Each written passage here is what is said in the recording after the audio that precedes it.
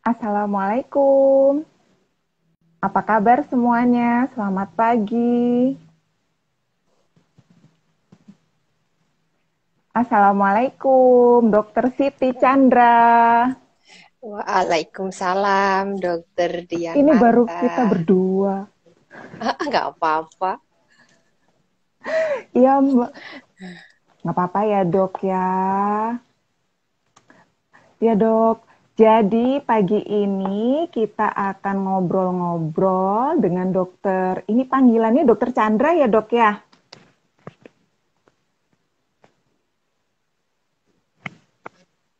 Hadir.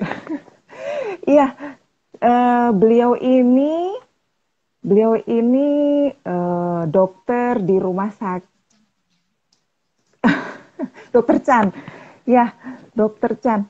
Eh, Pagi ini kita ngobrol-ngobrol tentang post COVID ya, Dok ya. Eh, ini sinyalnya ya, Dok, Dokter Chandra.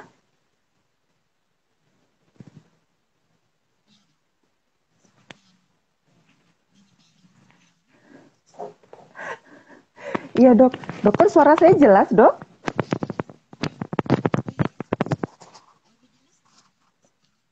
Sekarang jelas, Dok. Jelas, cuman sekarang lebih jelas. Tadi seperti kayak apa? Freeze. Oh ya, baik-baik. Oh, baik, Dok. Ya, iya, betul, Dok. Ya, Dok. Jadi pagi ini kita ngobrol-ngobrol tentang post COVID karena saat ini kasus apa ya? Mungkin sudah banyak ya, Dok, kasus tentang post COVID ini sudah banyak ya, Dok. Iya, Hmm. Oh ya. Waalaikumsalam.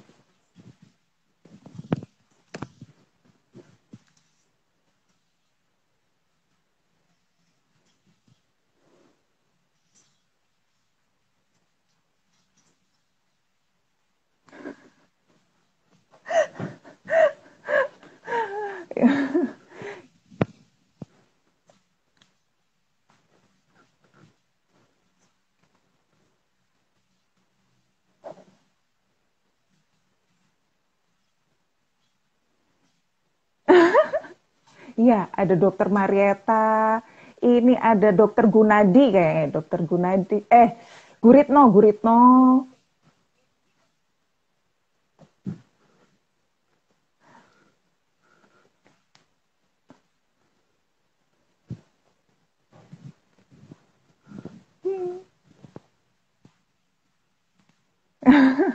Iya, iya, dokter. Baik. juga sudah bergabung. Sekarang udah kurus soalnya, jadi pembesar dulunya. Dokter Andika udah ada tuh.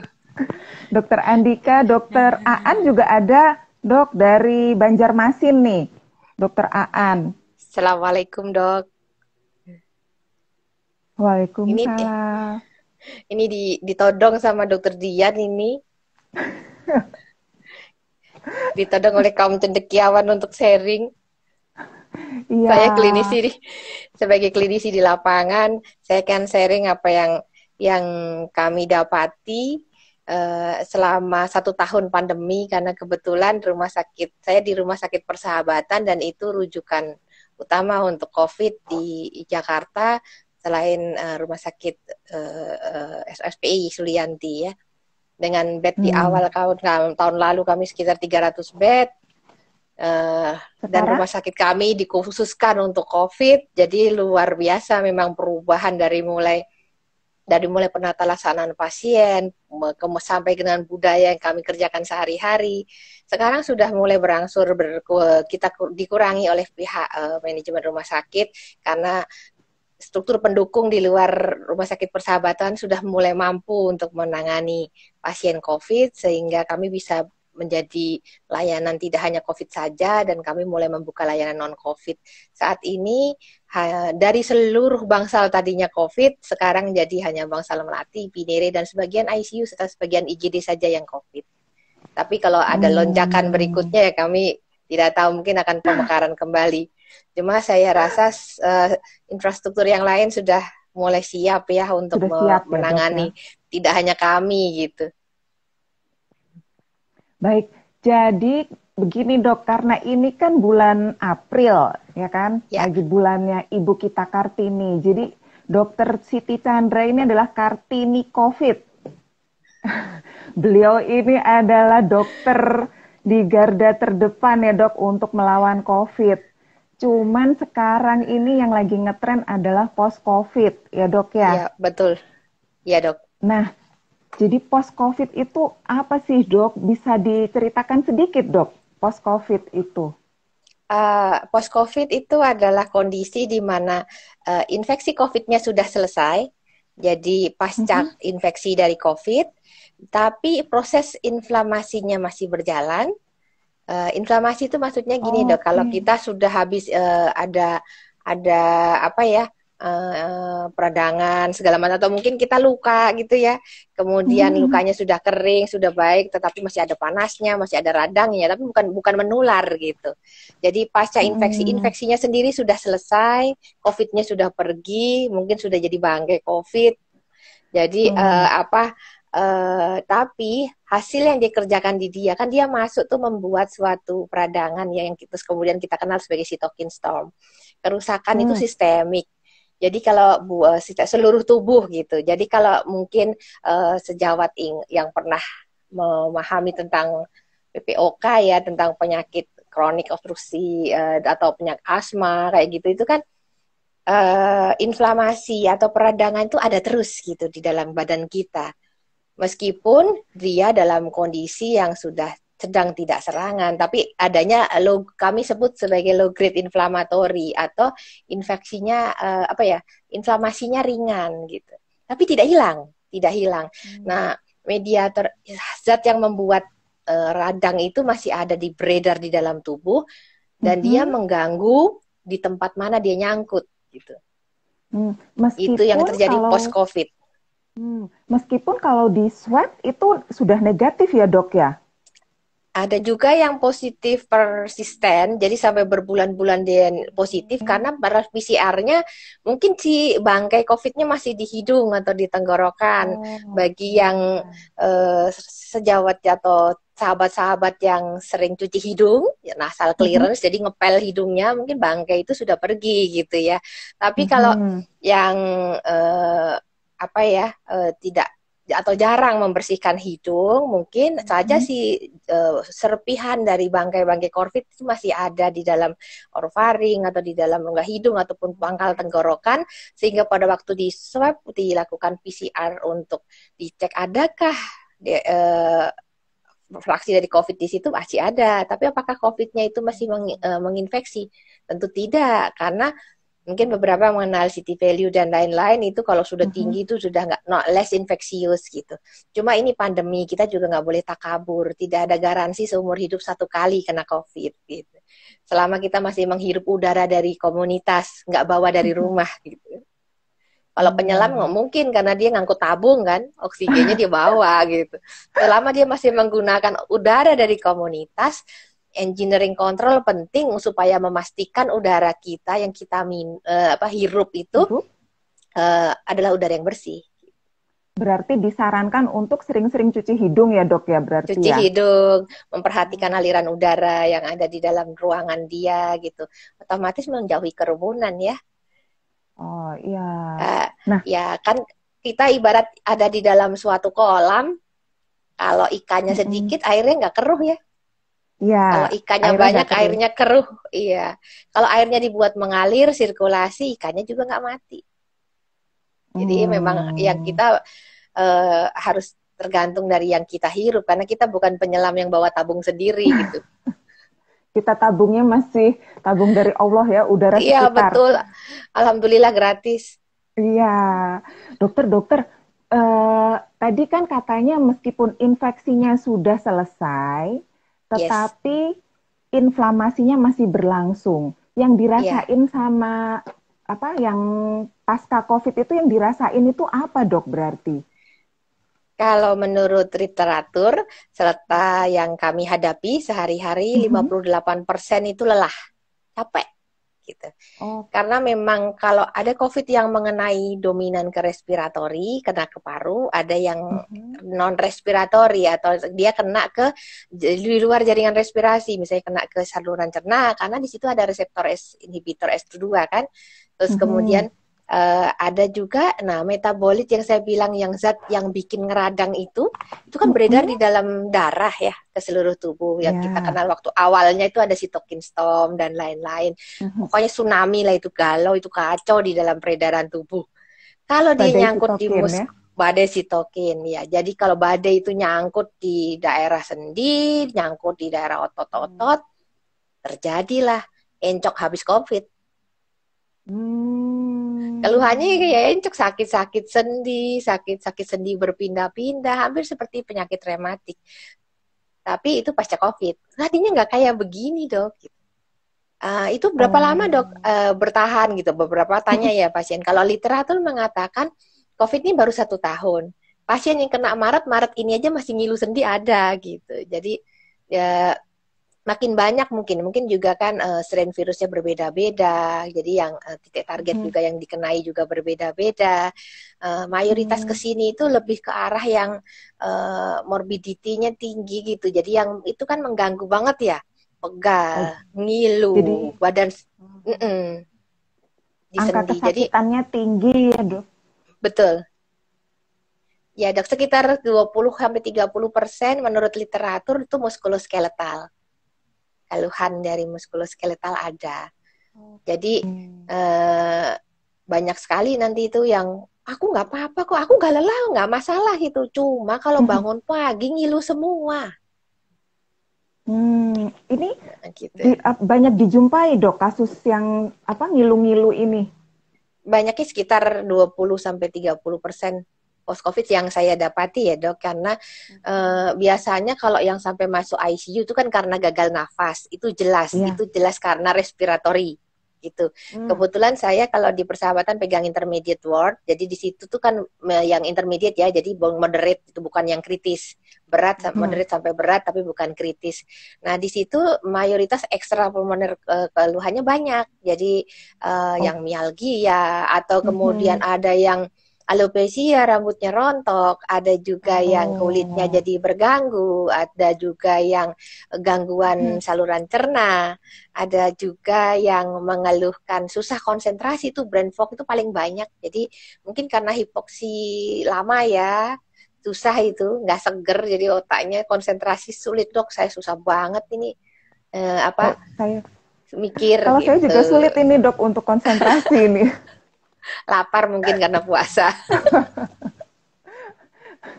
Nah, eh, berarti itu karena inflamasi tadi ya, sitokinnya kemana tergantung nyangkutnya di mana, jadi gejalanya tiap orang bisa beda-beda ya, Dok ya? Berbeda. Tapi tetap dok, 58% kan lelah ya. Oh, karena Lelah, yang lelah. respiratori tadi. Betul, respiratori kan memang awalnya kan base-nya memang respiratori. Jadi karena kita berdua kan sama-sama dari rehabilitasi kardiorespiratori. Jadi apa ya? Montirnya untuk respirasi. Jadi setelah sejawat dari kedokteran respirasi, dari penyakit dalam, para DPJP yang menstabilkan impairment atau gangguan akibat sakit COVID-nya, Mhm. sisanya kan ada ya dok, namanya Ya, pakuin ke dinding dicabut masih lubang kan ya. Jadi ya. infeksi bekasnya pasti ada.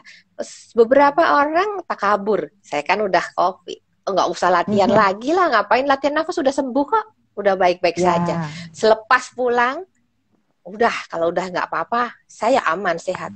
Tapi kok makin kesini makin sesek, makin gampang Hmm. capek karena dia Mhm. tidak melatih seperti dulu gitu. Sedangkan latihan ini bukan hanya Mhm. saat COVID atau penyembuhan kira-kira sebulan, tapi terus. Ah, Karena berarti nggak ada, karena iya nggak dok, ada, karena berarti nggak ada yang latihan tambah napas. muda.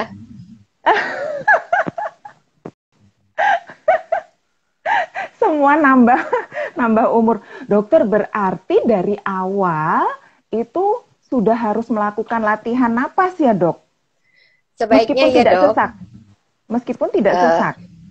karena ada happy hypoxia ya dok. Happy hypoxia itu tidak Oh, sesak, oke. tidak merasa sesak, Hmm. tapi desaturasinya jalan. Itu nanti Hmm. kelihatannya pasca COVID. Sepertinya wujudnya bagus-bagus saja, Mhm. penampakannya oke-oke aja, nggak ada gejala Mhm. bermakna. Banyak terjadi pada yang isoman, yang nggak ada apa-apa gitu. Tapi Hmm. ternyata kemampuan paru-paru mengembang mengambil oksigennya kurang gitu. Karena Hmm. ini proses restriksi, artinya paru-parunya terkena infeksi, kemudian penyembuhan infeksi itu jadi jaringan fibrotik atau jaringan parut kan ya, kayak kita luka kemudian ada codet gitu kan. Terus Ya. tapi di paru. Nah, codet ini membuat paru tuh susah ngembang.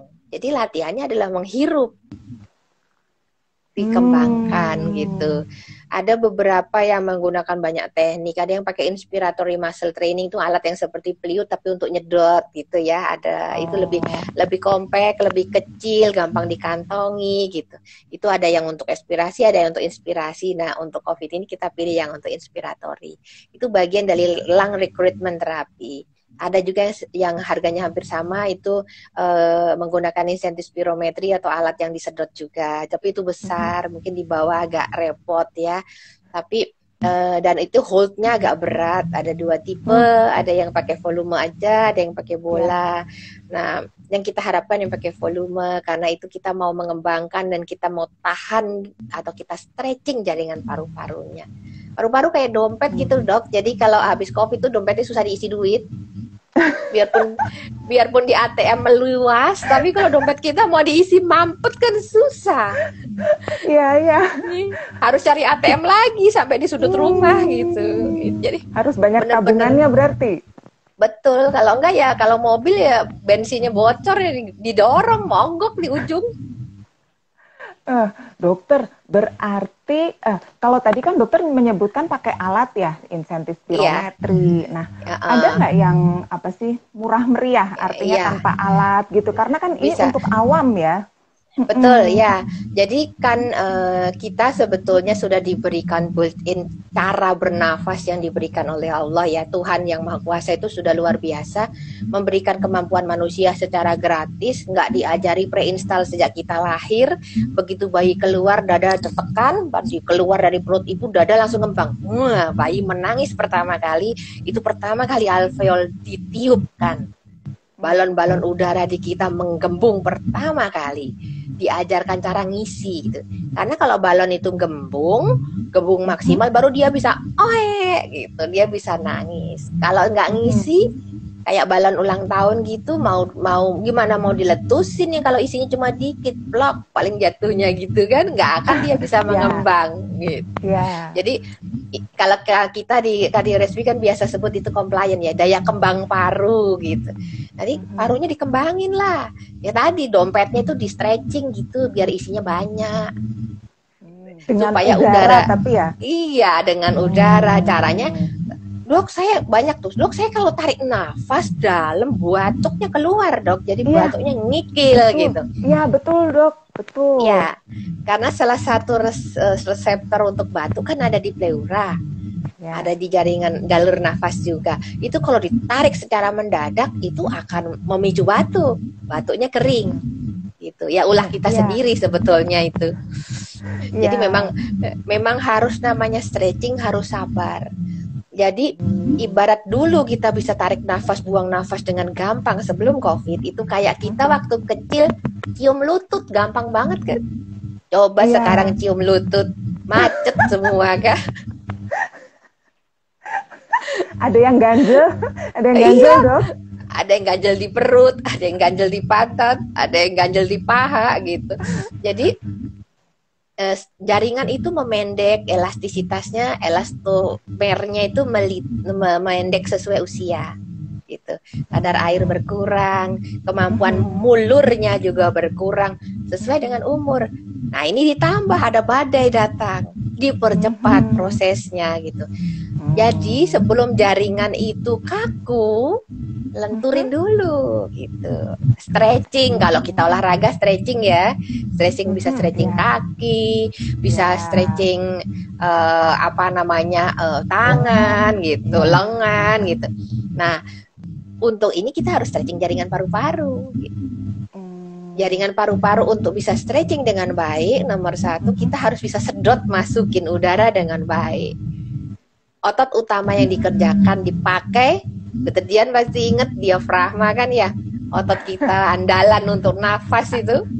Betul dok, otot utamanya diafragma. Otot utama diafragma, tapi orang-orang suka lupa sebelum dia COVID diafragmanya seperti apa gitu, karena diafragma juga otot core yang menahan pinggang. Jadi kalau sebelum COVID dia ada sakit pinggang, koyokan gitu ya, encok dan lain-lain gitu, ambiar itu diafragmanya, dia mau disuruh napas apa disuruh megangin pinggang gitu. Iya, karena pasti kerja sebelumnya buat pinggang ya dok ya? Iya, betul. Begitu disuruh effort untuk napas, pinggang dilepas. Jadi banyak sekali pasien COVID atau post-COVID yang back pain-nya muncul. Ya, lumayan bikin saya pusing itu kalau lagi di ruang isolasi dengan back pain. Karena kalau medikamentosa diberikan, lumayan ya untuk mengurangi. Kalau di rehab kan kita bisa lakukan taping, kita bisa kerjakan untuk. Tapi intinya adalah core strengthening, dikuatin dulu itu otot-ototnya, terutama diafragma, otot luar biasa ini. Tapi kalau RR atau respiratory rate-nya naik di atas 25, di atas 30, dia lelah. Istirahatkan saja, jangan disuruh. Itu nanti perlu alat bantu nafas kalau lagi dirawat. Tapi kalau tidak gimana dok? Mungkin inget proning ya Dokter Dian? Betul. Tengkurap ya. Tengkurap tuh itu cara untuk stretching jaringan paru-paru secara pasif. Nggak usah mikir, tengkurap aja. Ganjal perutnya. Ya? Ganjal perutnya dengan bantal ya dok ya, jadi diposisikan dengan bantal, tapi leher harus nyaman, jadi harus ada bantal kecil atau ada selimut yang untuk menopang leher. Jadi tidak boleh, kan ada yang cenderung posisinya kalau tengkurap tuh tangan dilipat untuk tahan, ya untuk menahan gitu, jadinya lehernya setengah kaku, iya lehernya kaku, kemudian tangannya juga nggak nyaman, karena ada juga beberapa yang brachialgia karena keprone, mungkin karena maksudnya sarafnya ada yang tertekan terlalu lama gitu, jadi sarafnya nggak jalan. Jadi kalau tengkurap kemudian ujung-ujung tangannya itu dingin, mungkin posisinya nggak tepat gitu. Jadi tolong dibetulkan, jangan melewati level bahu, sate sejajar bahu atau lebih rendah gitu. Dicangga. Berapa lama dok? Kalau tengkurap, kalau tengkurap itu sebaiknya berapa lama dok? Kalau di literatur dikatakan idealnya 12 jam pada waktu dia lagi serangan ya dok, tapi minimal 2 jam. Dalam 2 jam itu pengembangan alveol, ada pasien yang di dalam satu literatur itu dilakukan pemeriksaan CT scan gitu ya. Nah itu balon-balon paru-paru atau alveol itu mengembang sama besar pada waktu tengkurap. Sifat udara kan juga memilih yang paling atas ya. Jadi seluruh dorsal dari paru-paru, dari punggung itu kan isinya paru-paru. Kalau di depan ada jantung, ada lambung yang sisi atasnya, ada sebelahnya lagi ada liver gitu. Banyaklah itu jalur tol di depan itu, sehingga mengembangnya nggak bagus gitu. Jadi dokter kan kadang-kala nih kalau orang awam ya dok ya, jadi yang isoman gitu kan, nggak ada keluhan gitu kan ya dok, nggak ada keluhan, cuma secara tidak sengaja aja mungkin ya, secara tidak sengaja tes ternyata positif gitu kan ya dok. Nah berarti latihan ini juga harus dilakukan ya dok ya? Betul dokter. Iya dok. Iya. Iya Dokter Dian. Jadi kalau isoman dan tidak memiliki saturasi oksigen ya Dokter Dian ya. Misalnya tidak punya saturasi gimana ya gitu. Kita sering, kalau dari kardiorespi kita sering bahas ya Dokter Dian, itu ada parameternya apa ya untuk ngobrol gitu sama pasien, dikasih tahu skala sesak, gagal paham juga gitu ya, sesak sedikit, ringan, berat itu kayak apa sih gitu. Kita menilai sesuatu yang paling bisa dipahami sama-sama paham itu angka. Jadi kalau tidak punya saturasi oksigen gimana ya, udahlah ukur aja, kamu bisa tarik napasnya berapa detik misalnya, inspirasi, kamu buang nafas berapa detik, buang nafasnya dihitung pakai timer aja, jangan ini pakai timer. Itu namanya breathing time ya, inspiratory time atau expiratory time. Nah, normalnya berapa dok? Itu follow up ya dok, parameter follow up. Jadi tidak ada nilai normal untuk cut off point karena kita belum punya untuk nilai Indonesia. Jadi kita pakai sebagai follow up sekarang sama besok. Harusnya lebih panjang. Kalau lebih pendek, iya. Kalau dia lebih sehat lebih panjang. Ada juga yang kita bilang breath count test ya, menghitung kan. Kita pakai road score, Dokter Dian sama saya tuh kalau diskusi road score. Kita pakai scoring, bagaimana sih menilai, loh itu kan untuk ekspirasi kan, kita ngitung ya, berarti buang nafas, katanya inspirasi, nanti ada yang kepo gitu kan, kenapa ya kok inspirasi diukur pakai ekspirasi, karena kita susah ngitung inspirasi, kecuali punya alat menghitung inspirasi ada, namanya respiratory power meter, kita biasa pakai Dokter Dian untuk inspiratory powernya berapa kita hitung gitu. Tapi di zona pandemi kayak gini sulit itu menggunakan alat spirometri atau alat untuk CPA atau untuk inspiratory meter gitu, kita sulit karena aerosol generating procedure, dekontaminasinya juga lumayan. Setahun ini saya nggak ketemu spirometri gitu. Iya, karena untuk safety ya makanya aerosol prosedur generating prosedur itu dihindari ya dok ya. Betul, karena nomor satu kita hemat nakes ya dok ya, kita kan jumlahnya limited edition ya. Kalau pasien bisa kita bimbing mandiri tapi dengan supervisi, dengan telemonitoring atau telerehab, waktu dia mengatakan ke kita berapa sih hasil hitungannya itu sangat membantu. Biasanya kita minta seperti single breath count test. Breath count test itu kita minta dia untuk narik nafas dalam satu tarikan, kemudian menghitung secara terus. Jadi tarik nafas kemudian 1, 2, 3, 4, 5, 6, 7, 8, 9 gitu ya, sampai berapa dia habis. Dan dia harus jujur, karena kalau ini bukan lomba Pak, pagi siang sore Bapak bisa beda gitu kan, ada jiwa kompetisi terhadap diri sendiri pun tinggi. Itu kalau pasien satu ruangan di ruang isolasi itu bisa dia 30, masa saya cuma 11, padahal kan kadar sesaknya beda gitu. Suami istri aja bisa berlomba itu waktu kontrol. Jadi Bu, Bapak, ini bukan lomba, ini kondisi Bapak sama Ibu saat sedang kita periksa gitu. Maksudnya apa? Supaya Bapak tahu. Karena rata-rata diukur itu kan lagi duduk ya dok ya, lagi duduk, lagi tidur. Siapa yang ngukur lagi berjalan? Siapa yang ngukur setelah dia dari toilet? Itu tindakan mengedan itu kan luar biasa tenaganya. Ukur dulu berapa, kalau udah selesai berjalan keluar ya, mungkin di luar toilet dulu ya, kalau di toilet mungkin pingsan sama aromanya lah kalau habis itu. Iya betul.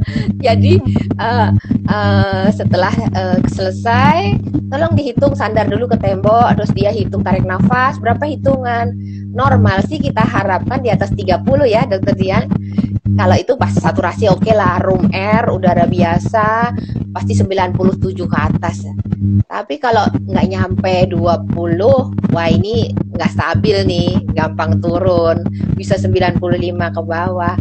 Kalau 10 aja nggak nyampe, dijamin dia tidak bisa lepas dengan oksigen kalau aktivitas gitu. Kalau tidak pakai ya pasti 90 sampai 92 lah ya, rata-rata segitu dok, klinis yang kami dapati. Tapi tetap angka pasti paling kelihatan dengan saturasi. Tapi ini kan remote monitoring ya, kalau pasien tidak ada akses ke tempat pengobatan atau takut ke tempat pengobatan, mau tidak mau dia bisa menilai gitu. Tadi kalau dia paham akan kondisinya, saya nggak usah suruh, dia akan prone dengan sendirinya. dia akan latihan nafas, tarik nafas bertahap atau kita kenal sebagai breathtaking dengan sendirinya. Karena dia perlu gitu.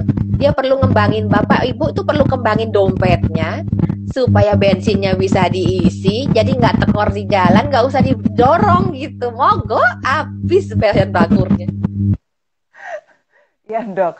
Nah berarti apa ya, diajarkan nanti breath count test gitu ya dok ya. Betul. Saturasi oksigen. Iya betul dok. Pemakaian oksigen sendiri dok, kadang-kala kan kalau ada pasien nih yang apa ya, yang dia mampu lah beli oksigen. Jadi nanti kalau turun sedikit dia pasang oksigen sendiri. Itu aman nggak sih dok kalau begitu dok? Oleh karena itu pasien kita minta untuk hitung nafasnya dok. Karena kan oksigen itu kan juga di dalam udara juga kan nggak 100%, itu kan campuran. Tuhan sudah atur dalam bentuk campuran begitu, masa kita mau melebihkan, kan tidak baik melebihi batas gitu. Sedangkan kalau oksigen kita naik terlalu tinggi, kita sama-sama tahu zat lemasnya juga naik. Nanti CO2 on narkosis. Nanti kok aku ngantuk terus ya, tadinya seger gitu.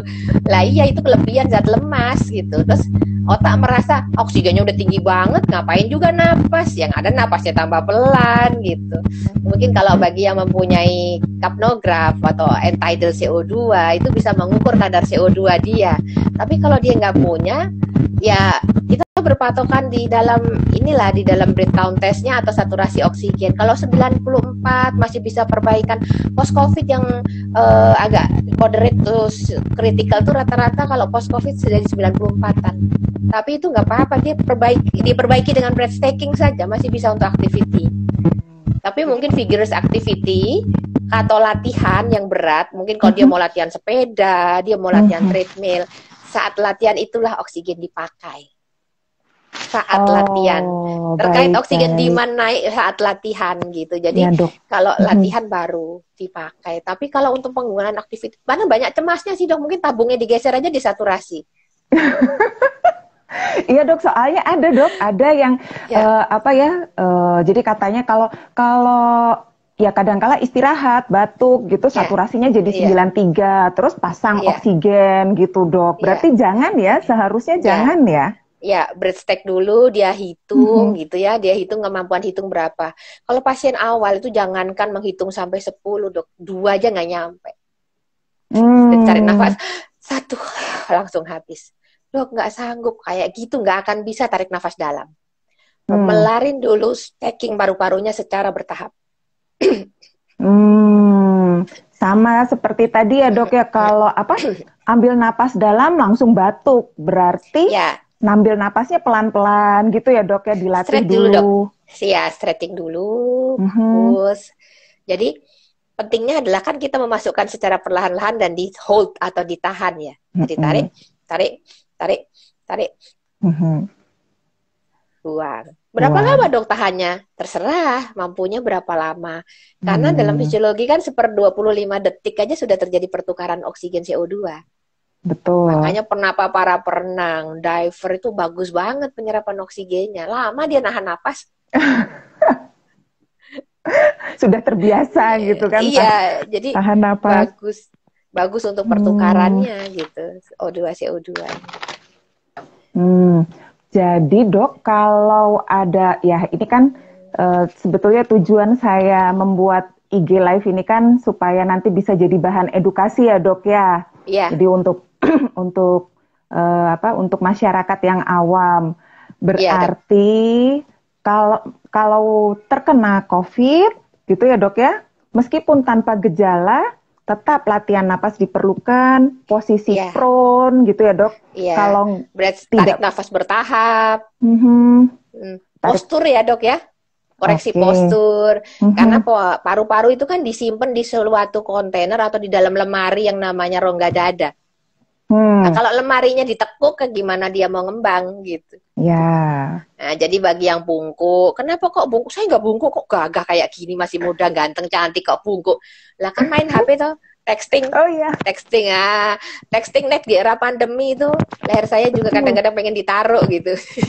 Jadi itu kan membuat otot-otot servikal menunduk, otot upper trapesiusnya teregang, menunduk. Itu pengembangan ke arah atas pasti terganggu.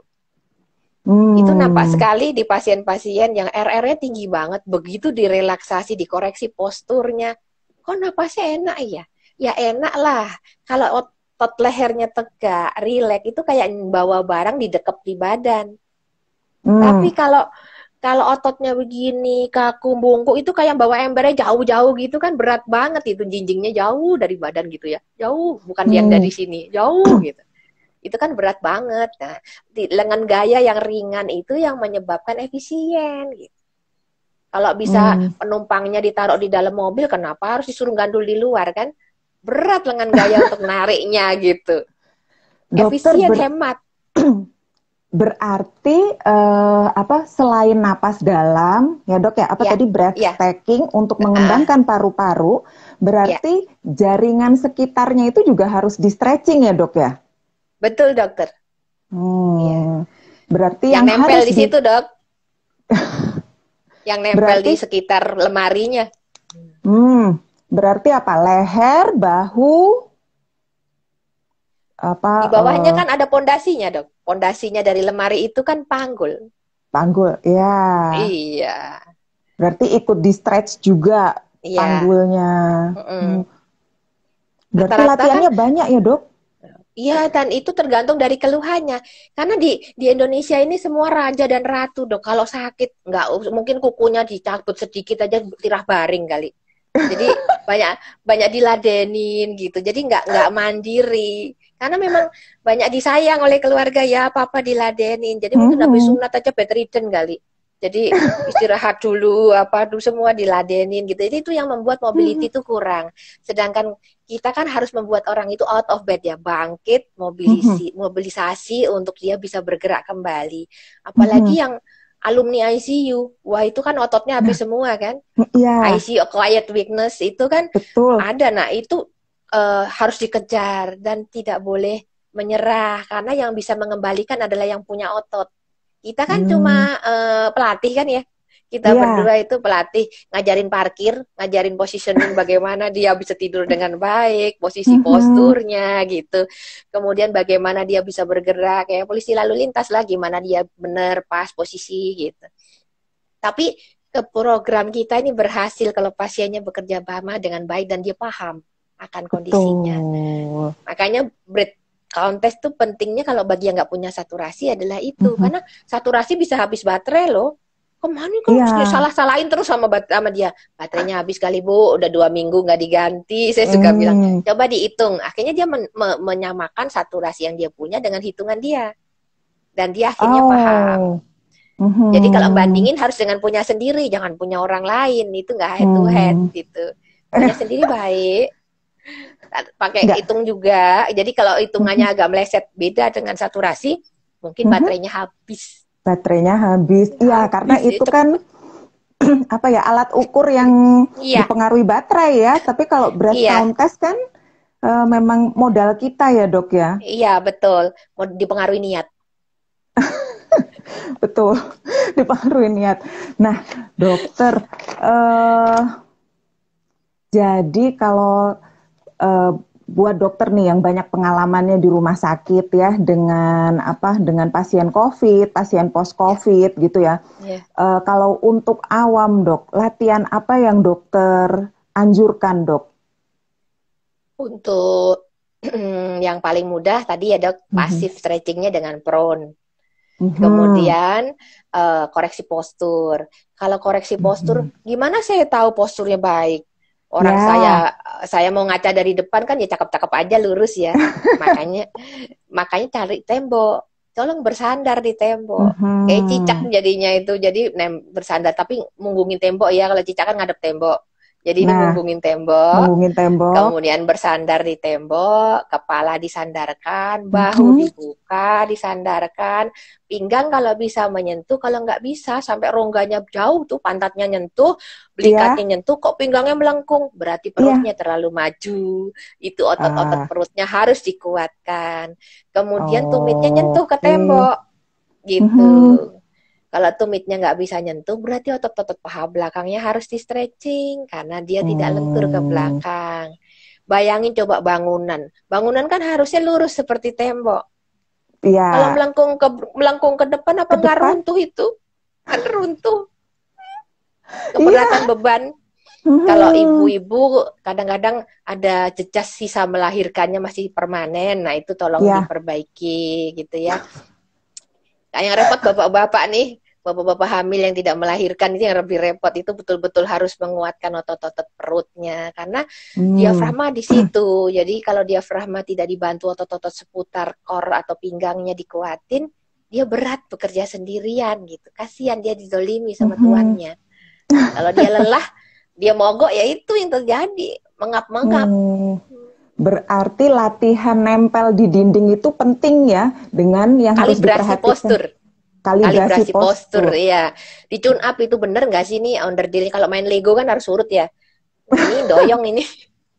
Jadi kepala, bahu, Sesuai lagu. apa, Kepala, pundak, pundak, lutut kaki. Harus it- betul. itu harus nempel di dinding, berarti Iya. posturnya bagus, gitu ya dok ya.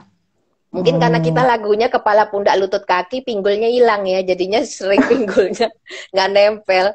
Nah itu harusnya pinggulnya Pinggulnya. menempel supaya dan Mhm. otot dengan kontraksi pinggang yang baik dan otot perut yang kuat dia nggak akan Mhm. melengkung ke depan gitu. Itu akan Hmm. lebih stabil lagi, lebih baik. Berarti otot diafragma ini kerjanya berat ya, menjaga Berat postur, dong. terus Berasa napas. berasa kalau dia demo ya sekarang ini pandemi ini. Hmm, Dia karena minta kalau, istirahat. mhm, iya ya, kalau dia udah kerja keras untuk karena posturnya jelek segala macam ya, terus terkena COVID gitu, berarti kerja Ambiar. diafragma makin berat ya, ambil. Iya.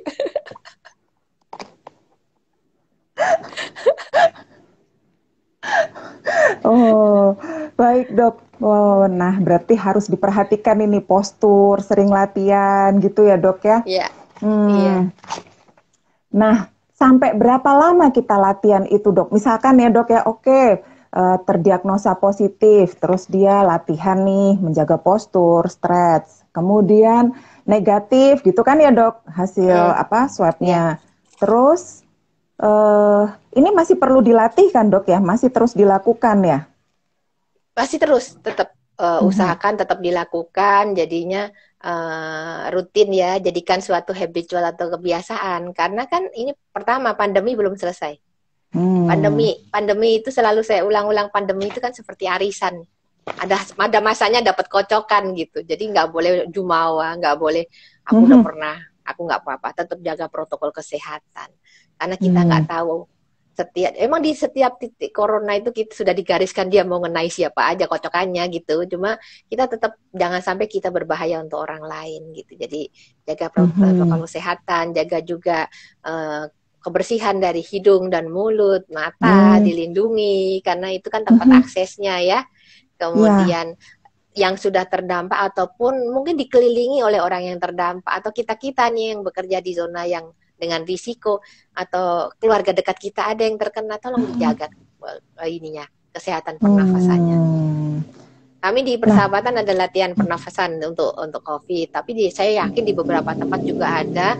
Silahkan dilakukan sesuai dengan kepercayaan masing-masing. Yang penting intinya adalah regangkan otot-otot yang melindungi paru-paru, regangkan mhm. paru-paru itu sendiri. Hmm. Sampai berapa lama, Dok?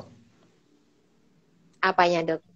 Latihannya. Jadi kan kadang-kala kan eh mungkin kan ya namanya manusia ada malesnya Bosen, gitu. Ya, ya, bosen ya. gitu. Efek latihan bertahan biasanya setelah kita melakukan secara rutin minimal 4 minggu, optimalnya 12 minggu. Tergantung dari yang Hmm. punya paru-paru. Kita kan bukan onderdil mobil dok yang setiap 5.000 kilo dicek ya. Servis. Kita ya servis gitu, tune up, ganti oli, ganti underdeal. Ya. Manusia itu kalau nggak mogok nggak dibawa ke bengkel, nggak masuk IGD. Mhm. Kalau nggak Ya. mogok nggak datang ke poli. Bedanya itu. Mhm. Jadi Mhm. banyaknya sudah terlambat baru dia menyesali nikmat. Ya kalau nggak terlambat namanya pendaftaran ya dok di awal. Penyesalan Ya. pasti di belakang. Itu oleh karena itu ya tolong dijaga karena kita nggak punya serep paru-paru. Kalau udah kena tidak ada akses yang lain. Ginjal bisa cuci darah, jantung masih bisa diganti, paru begitu transplant hasilnya belum banyak yang bisa optimal. Kami mau mulai memang di persahabatan baru mau memulai lung transplant sejawat dari BTKP. Luar biasa mereka dengan segala inovasinya, kami juga ikut support dari rehabilitasi. Cuma di era pandemi ini benar-benar ya kita harus betul-betul harus menjaga betul itu semua nikmat yang kita punya sudah built in. Karena yang kembali ke post covid dok itu kan jadi long covid ya kalau nggak hilang-hilang sistemnya.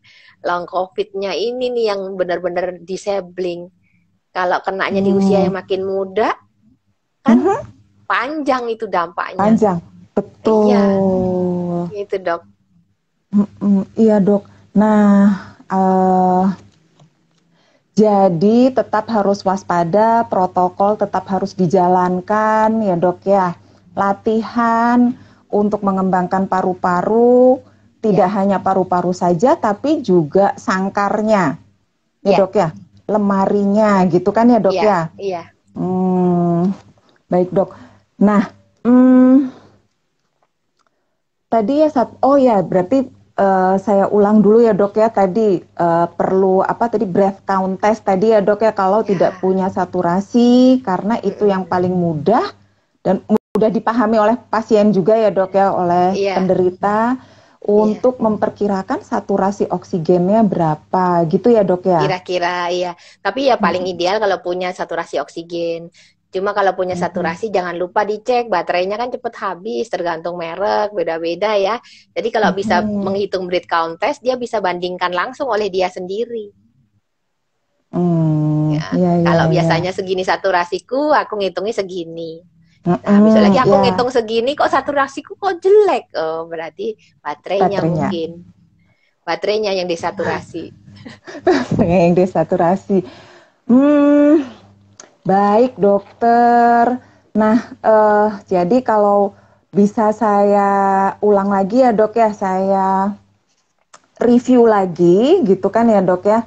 Berarti memang post covid ini nanti dampaknya bisa jadi long covid, jadi kualitas hidup juga nanti pasti terganggu ya dok ya nantinya.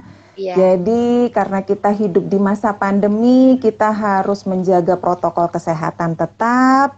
Kemudian jika kita terkena gitu kan ya dok ya, berarti memang harus latihan sudah dimulai gitu kan ya dok, meskipun isoman, meskipun tanpa gejala gitu ya dok ya. Betul. Itu latihan napas, postur gitu ya dok, stretching gitu ya. Sampai bahkan setelah negatif pun juga latihan itu dilakukan. Sampai kapannya efektif tadi hasil latihan itu bisa kita lihat kalau 12 minggu ya dok ya? Efektif itu 12 minggu paling optimal, minimal 4 minggu. Tapi tolong jangan ditinggalkan, kan kita tiap hari tidak pernah istirahat bernafas. Betul, apalagi kalau bertambah usia, fungsi paru juga menurun kan ya dok ya? Iya. Jadi memang latihan napas itu penting ya dok ya? Iya betul dokter. Sama satu mungkin dokter Dian, COVID ini kan sangat tidak mengenakan ya. Jadi menderita COVID itu bukan COVID-nya saja yang ditakuti, tapi being isolated ya. Jadi dijauhkan dari keluarga yang dia sayangi. Mungkin tidak berhari raya. Kita sudah melewati banyak hari raya selama setahun ini. Dan banyak sekali saudara-saudara kita yang pada waktu Lebaran tahun lalu, mungkin Idul Adha, mungkin waktu Natal, Hari Raya Galungan, Kuningan, dan lain-lain. Mungkin pada waktu hari-hari yang harusnya beliau bersama keluarga, dia tidak ada, karena dia ada di isolasi itu. Dan mungkin juga merasa stigma ya, meskipun sekarang sudah jauh, karena sudah banyak yang kena, jadi nggak kayak dulu. Jadi bukan stigma itu, lagi ya? Tapi tetap saja buat yang terkena, itu kayak ada bad memory gitu di dia. Jadi post traumatic stress disorder pasca COVID itu juga banyak. Jadi itu juga suatu negative feeling ya. Pengalaman yang tidak mengenakan yang sudah sempat terjadi di dalam hidupnya, yang otomatis survival manusia itu biasanya ditekan gitu, dia akan berusaha melupakan gitu. Jadi ada beberapa yang nggak mau latihan karena inget COVID dulu, inget zaman latihan di bangsal. Ya kalau gitu tarik nafas aja lah, stretching aja, atau tengkurap saja. Karena yang ini yang untuk mempertahankan dia. Kita harus nego sama dia, karena ini untuk dia bukan untuk kita gitu. Dokter, ini ada pertanyaan mungkin karena terlambat join ya dok ya. Jadi bentuk latihan napasnya seperti apa gitu dok? Oh terima kasih dok. Ini dari Nisa. Bentuk latihan nafasnya ada macam-macam ya dok, tapi pada intinya kalau latihan nafasnya itu yang dilatih adalah inspiratory komponen. Jadi latihan mengembangkan dada. Mengembangkan dada itu berarti memasukkan udara, berarti breathing-nya inside gitu ya, ke dalam. Breathing in atau inspirasi, kita kenalnya sebagai tarik nafas. Nah, tarik nafasnya sambil gerakan seperti apa gitu. Gerakannya otomatis tadi yang saya bilang, kalau tarik nafas hanya menghirup biasa. Nah, kalau menghirup secara dalam, batuknya muncul karena peregangan dari mendadak dari jaringan paru-paru, tarik nafasnya bertahap. Gitu, bertahap, tahan, buang. Itu latihan yang paling sederhana, tarik nafasnya bertahap. Gitu. Bertahap sampai kapan? Sampai dia mampu level batas dia mengembangkannya. Kalau sudah udah nggak tahan, sudah stop di situ, hold, tahan. Supaya balon yang kita sudah tiup, kayak kita niup balon, niup, tahan di situ. Ya kalau langsung kita lepas kan langsung ngembes. Tiup, pes gitu. Itu yang paling sederhana. Kemudian latihan lain ya, latihan tadi. Paru-paru disimpannya di dalam rongga dada. Tolong semua komponen yang di rongga dada dibetulkan. Pertama, koreksi posturnya, tegak yang nempel ke dinding untuk kalibrasi postur. Kemudian latihan otot-otot gelang bahu, latihan otot-otot kaki untuk panggul. Kemudian latihan untuk diiringi dengan tarik nafas dan buang nafas gitu dok.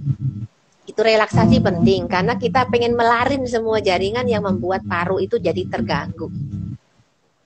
Nah, kalau mau lihat detail videonya boleh dicari di web Rumah Sakit Persahabatan ada, di YouTube-nya Persahabatan ada, di YouTube saya juga ada untuk latihan pernafasan. Gitu dok, monggo.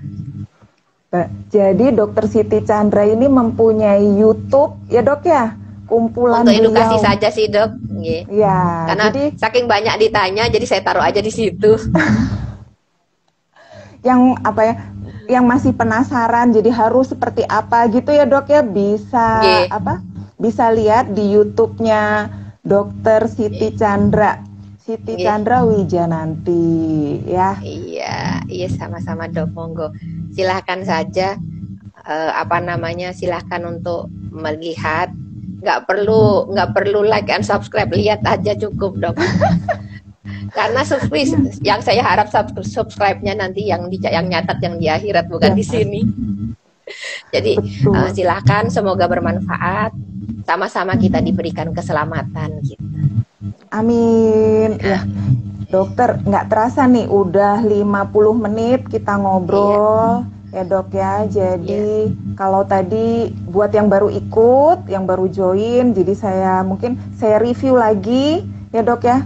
Tadi saya review bahwa kita masa pandemi, latihan napas itu harus dilakukan dari isoman sampai seterusnya gitu ya dok ya, karena ini sudah pemberian Allah, modal dasar kita ya, jadi harus dijaga ya dok ya. Terus koreksi postur ya dok, kemudian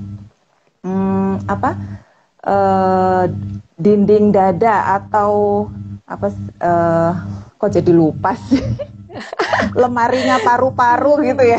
Lemarinya paru-paru. Kontainernya, stretching kontainernya. Jadi betul-betul semua yang nempel di daerah dinding dada atau dinding torak itu yang kita stretching gitu.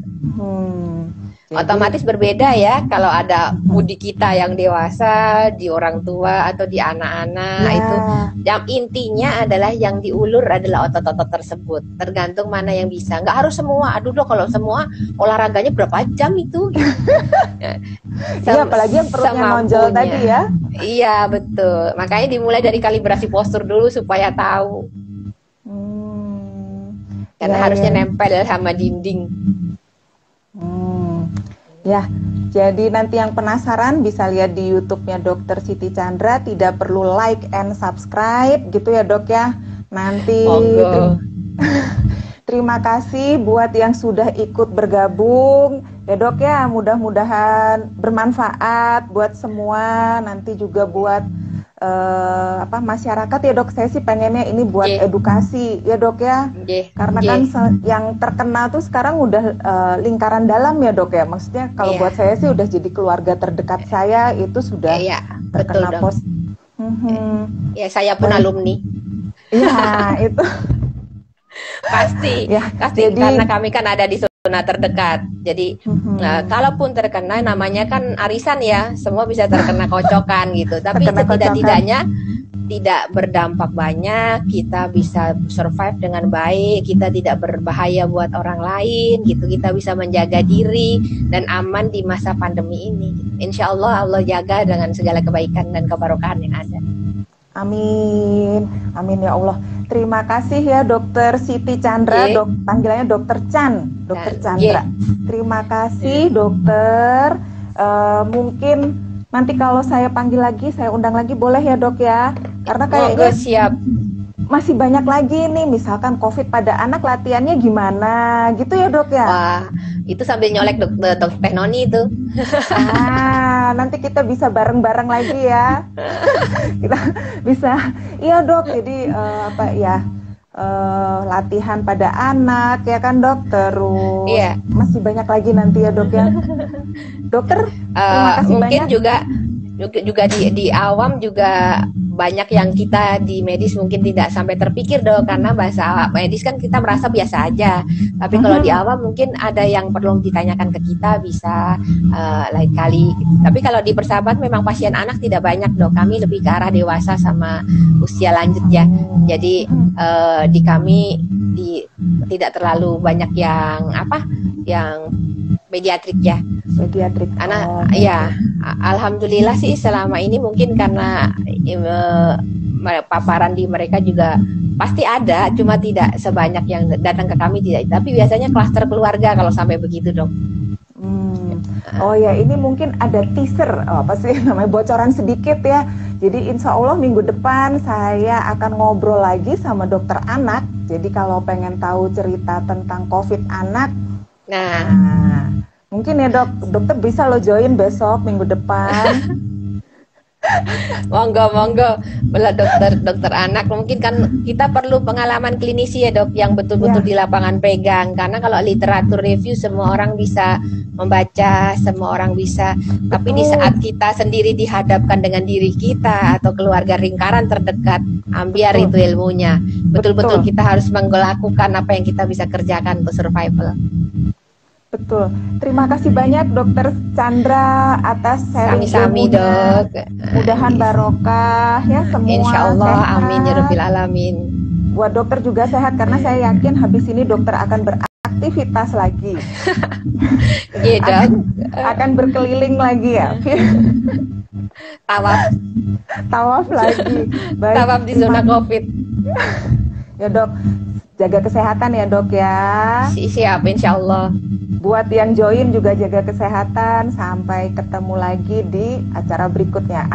Sesi kok acara kayak apa ya dok ya? Di sesi berikutnya nanti. Jadi supaya kita waspada di rumah harus seperti apa itu sih ya dok ya, latihannya seperti apa, tindakannya seperti apa, itu sebetulnya niat awal saya. Terima kasih dokter. Saya tutup ya dok ya acara live-nya. Sampai bertemu kembali. Assalamualaikum warahmatullahi wabarakatuh. Waalaikumsalam. Terima kasih. Sehat selalu. Amin. Dokter juga. Nggih dok. Pareng dok. Nggih, monggo dok.